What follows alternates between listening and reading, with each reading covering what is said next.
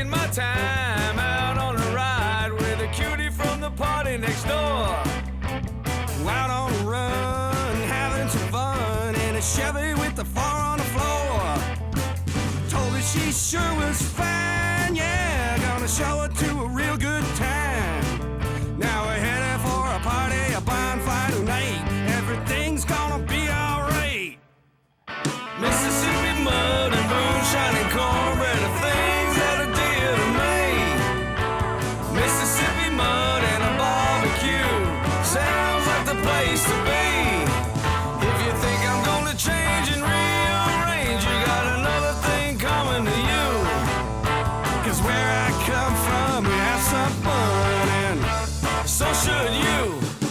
I got an Indian trike and a Harley bike and a wallet that's full of grain. It's a beautiful day and the sunshine bright, yeah, fun like living a dream. Welcome to another edition of the Business Buzz. I'm your host, Jeff Sherman, and we're all going to a party because we got a recurring guest, and just deservingly so. We have Mike Turgeon and Timmy Britt from the Screamin Eagle Band. Welcome to the Business Buzz. And reason, among other reasons, why they're on the show, it's third time now, third time's a charm, as they say, is because they just come out with their new single called Mississippi Mud, and as you can see from the intro, it's quite a song. Timmy, would you like to comment on it? Yeah, we started working on this song. I came up with some ideas. Mike helped out a lot with the arrangements, and we recorded it at Music Studio 307 out in Stafford Springs, yep. Now, as a category, would you consider it rock, or country music? How would you describe it?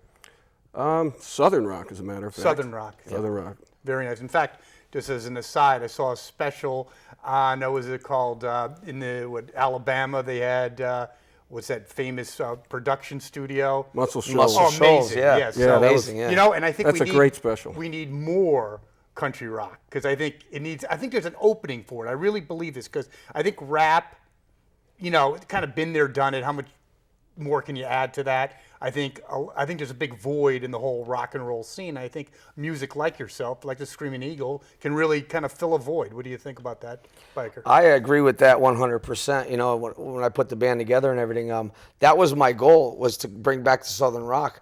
I mean, Southern rock had its niche in the 70s, but today, it's more of that hard rock, heavy metal rock, stuff like that that's going on, industrial rock. But it's the grunge rock. We're starting to come out of those scenes again, and usually it's a cycle where music comes back, kind of like fashion. Mm-hmm. Music does a turnaround and it comes back.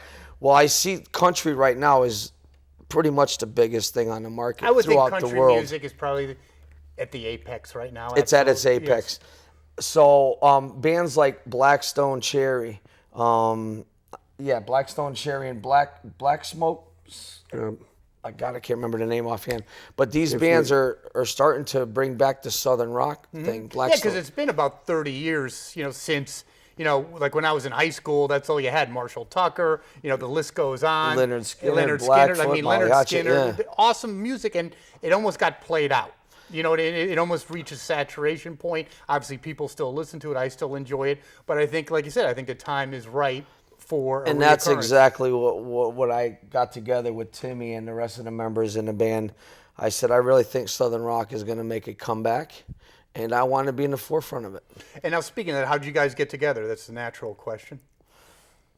I was playing in a band called Time in the Rivieras. They're a pretty notable band. They opened up for over 200 recording stars. They're led by singer Mark Fisk, and these guys knew each other. I actually was working with Mark Fisk on a job. I do construction, and me and Mark were putting up cabinets together. And I was telling him how, wasn't working with my latest guitarist, and I was thinking about replacing him. And he came up with Timmy's name. He says, you ought to really give Timmy a call. He's the guitarist in my band, Tommy and the Rivieras, and we're kind of on a hiatus right now. And I really need Timmy to keep musically going here because he's such a musical genius. And he needs to stay in that. It's part of his, his whole persona. Well, let's talk about Timmy's background in music, because it's pretty extensive. Maybe you can shed a little light on that. In the 80s, I was playing blues and blues rock. I was with the Southern Rock Act at one point, but it's primarily covers.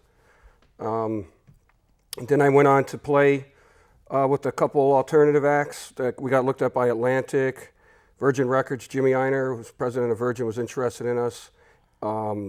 Atlantic we were doing showcases down at Toad's Place in New Haven. And then from there, I did an album with producer Jeff Molesky, who used to work a lot with the Smashing Pumpkins, and then he worked with guys in Rat out in L.A. Mm-hmm. And so I Pretty noteworthy acts. Done my share of recording and then opening up for people like Johnny Winter, blues guitarist out of Texas. I'm born in Texas. He was friends with Jimi Hendrix, a big influence on mine. But you were talking about Southern Rock. Southern Rock, back in the heyday, the original form of it, it started out like bands like Molly Hatchet and Leonard Skinner would have a reasonably clean guitar sound and a clean sound. Mm-hmm. And then what some of these bands did is they morphed into like more of almost like a metal sound. Like some of the later Hatchet albums were, their producer was working with bands like Cheap Trick and some real metal sound. Kind of more going with the flow of what was popular, possibly. Yeah, exactly. That's what was happening to some of those guys. 38 Special came out and went in even another direction. It was almost like a pop rock, Yeah, because like Blackfoot was they were a very heavy Southern rock, and they were on the cusp of Southern rock coming out, but like their song Train Train was a huge hit, but that was pretty like heavy Southern rock.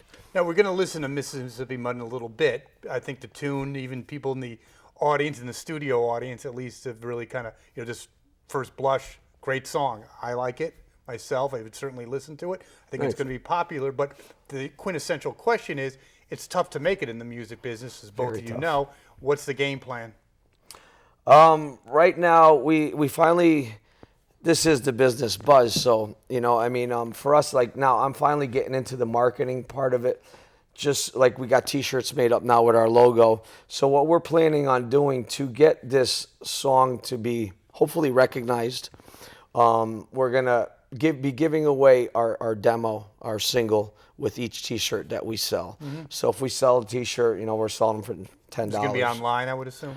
No, actually, it's going to be through shows and eventually, yes, maybe through online and all that. We got to see how it goes because, of course, if we start doing it online, then of course we got to do the tax ID numbers, and make it all legit. Because I want to do things right. I don't want to do it behind the scenes and pay off in the wrong way. Sure. I want it to be legitimate right up front and do the things properly. Mm-hmm. Now, speaking of getting out there, I know last time you were on the show, you were talking to our other host, Marty, about some of the gigs that you were looking forward to. How'd they go? What's the debrief on that? Timmy? On the gigs that we talked about on that earlier appearance, they went great.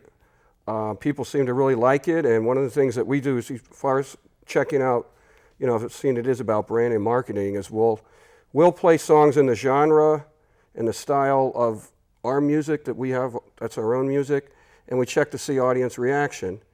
And girls are dancing to Gimme 3 Steps and Sweet Home Alabama, and when our tune comes on, they stay on the dance floor. That's a good marketing test. I would agree with that. Yes. And another thing we're doing is we're looking to get some corporate sponsorship. Now, we can't say who these folks are, but there is a company who has a product that's sang about in our song, and we're talking with them. So you get corporate. And the other thing you really got to do that some bands may have forgotten about, or maybe some younger bands aren't necessarily aware, but some people think of a website or being on a big social networking website is what it's about, and really, I don't think much has changed. You got to hit the road. You got to play in front of people a lot. You got to put your stuff to radio. We'll be pushing it to radio. We have some contacts in the business, but you still got to be playing out, making appearances. When you play in a town, you got to go to that college radio playing station. Live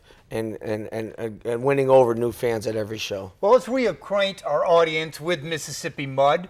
Then cue up the tech studio back there, and maybe let's get a little longer version of your upcoming hit, because we believe it is going to be a hit. So why don't we give that a whirl and let our audience kind of be their own judge? I'm sure they're going to deem favorably on awesome. it because it's good stuff. Wait till you get to the leads. This guy.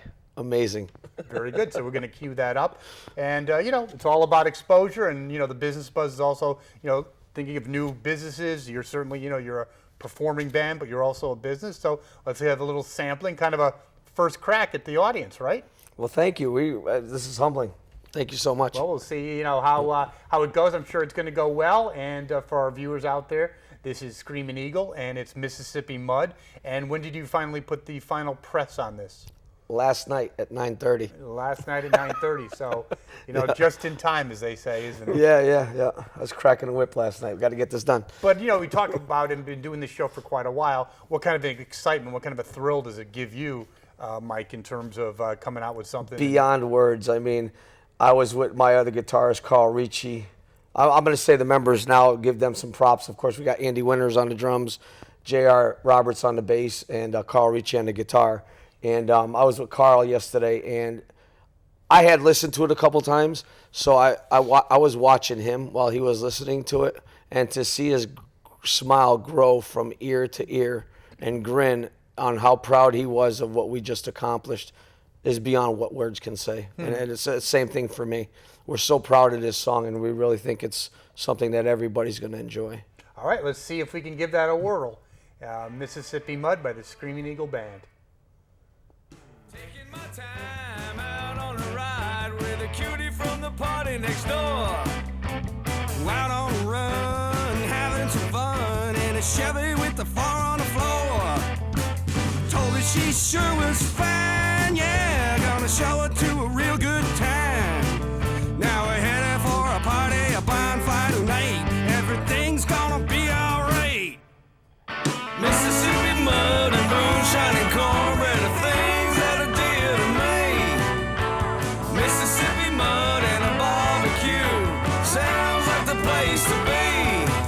If you think I'm gonna change and rearrange, you got another thing coming to you. 'Cause where I come from, we have some fun, and so should you. I got an Indian trike and a Harley bike and a wallet that's full of grain. It's a beautiful day and the sunshine bright, yeah, fun like living the dream. When night rolls around, we'll be going to town. The party's gonna be just fun.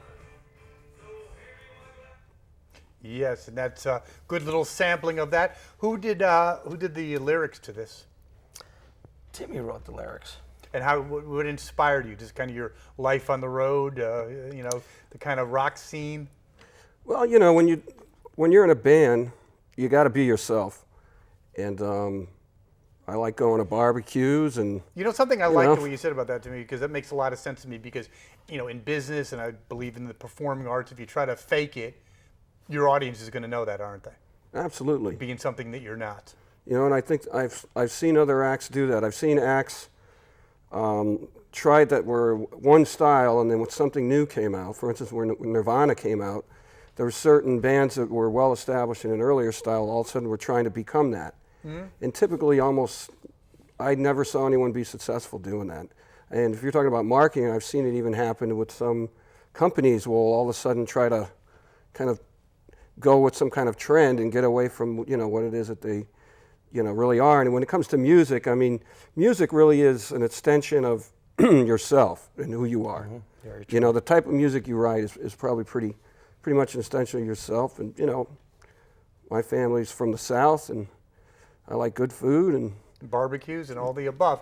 Now, having the privilege of doing the Business Buzz for quite a while, one of the things that really intrigues me is when you're doing something you love, you kind of never really work a day in your life. So, Timmy, and I'm going to ask you, after, how does it feel to do something that you really have a passion for? I mean, you've stuck in this business for quite a while. I'm sure there were some up times and maybe some down times. What's made you persevere?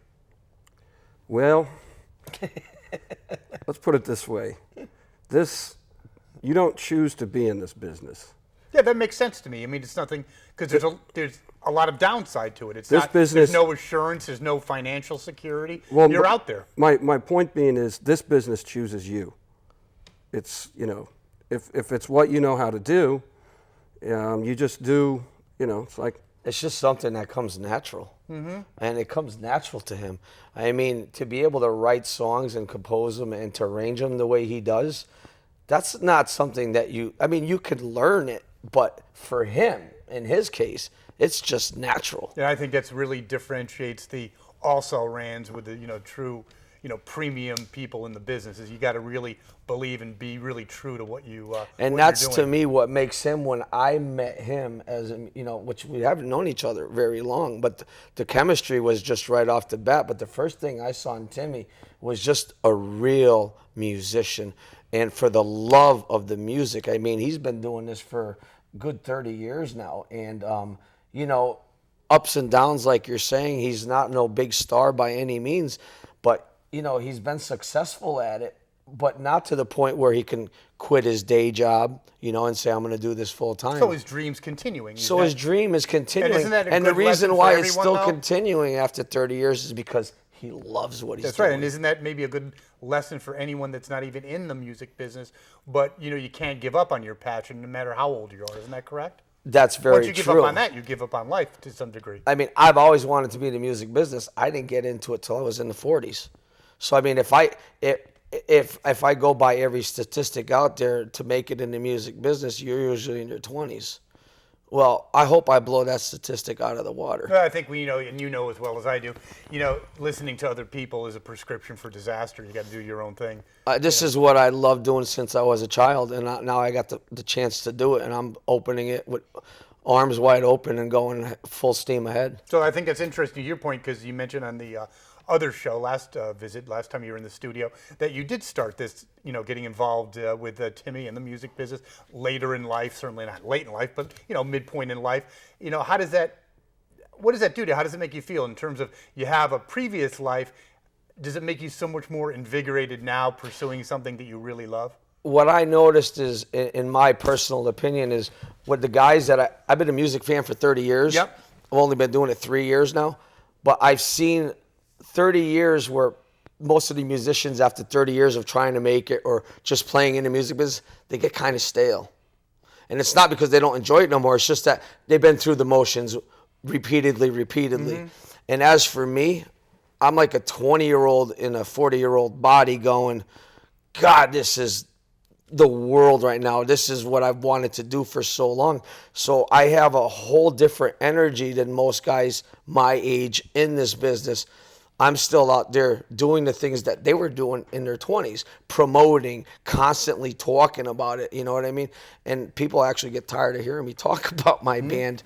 But for me, it's all so new. But could that also be a net positive in terms of, maybe not such an age factor, but actually being in your position, having a previous experience to draw upon, makes you that much more invigorated to take it to the next level. So it's not really age-centric, it's more how you feel about what you're doing, correct? Exactly, and I think it is it has been paying benefits for us in the band.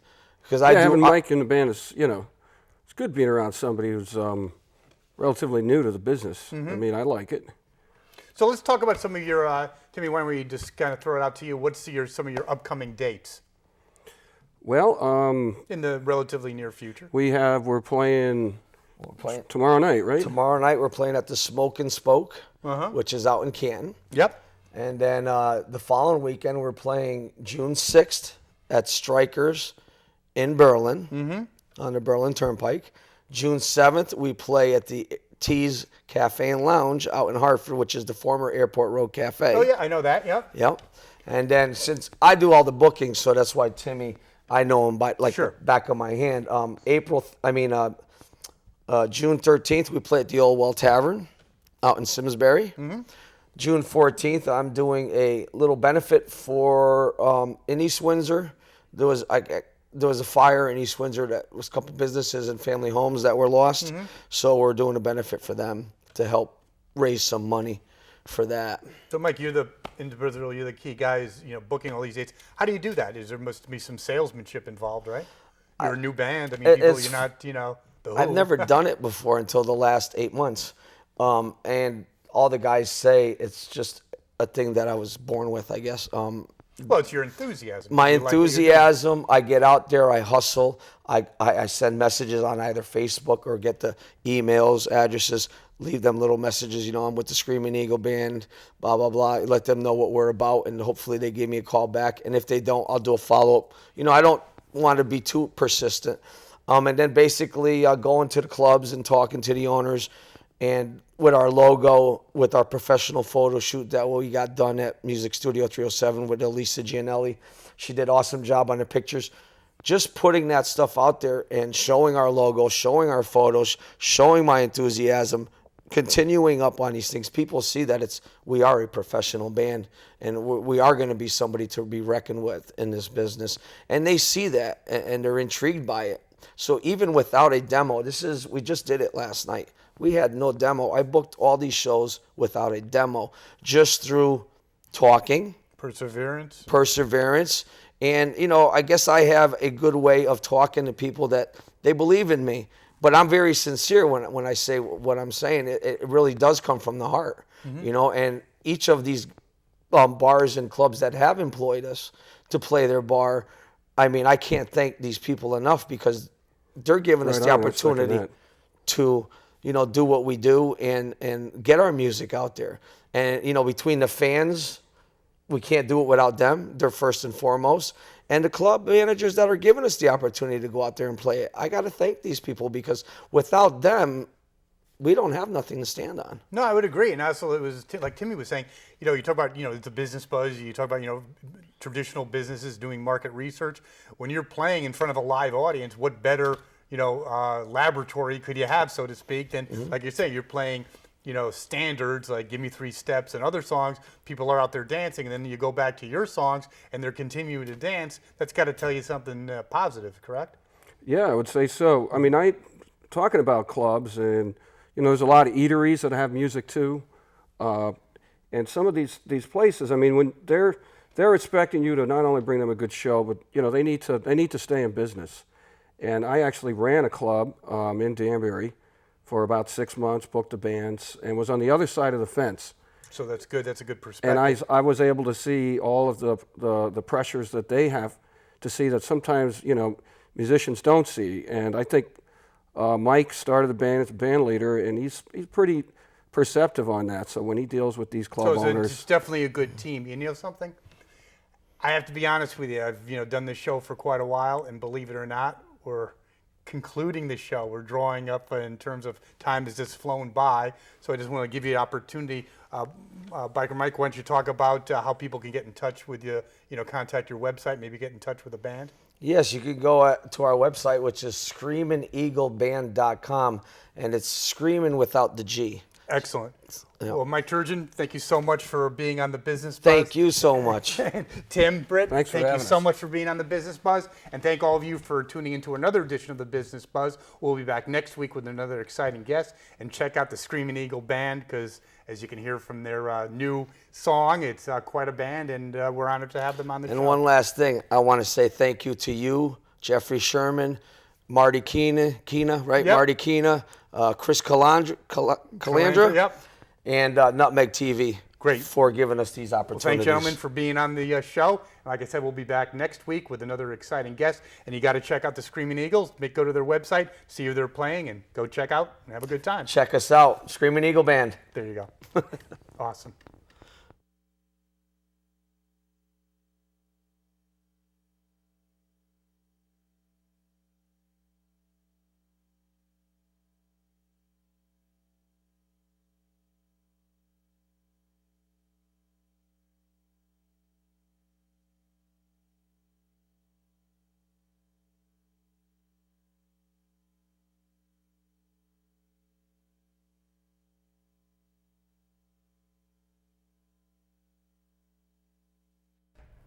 And God help us if it happens. It's probably going to happen. But there could be a huge, make our real estate meltdown look like Captain Kangaroo. Absolutely.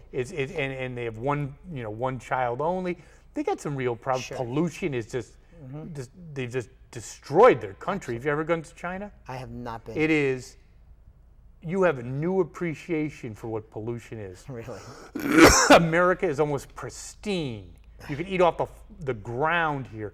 China is just my lungs were killing Really? me. It's awful. It's also poverty-wise. I'm pretty sure the statistic is 75% of Chinese citizens are under the poverty level. Oh, yeah. So you talk about the have and the have-nots, and the U.S. has a lot of problems it needs to address and things it should be ashamed of. But like you said, swapping places. But you know what I think it is, though? I really think, Chris, it's a global economy. Obviously, it's been, they've talked about it for almost 30 years now, maybe longer. But now it truly is, over the last 15 years, truly is a global economy. And I think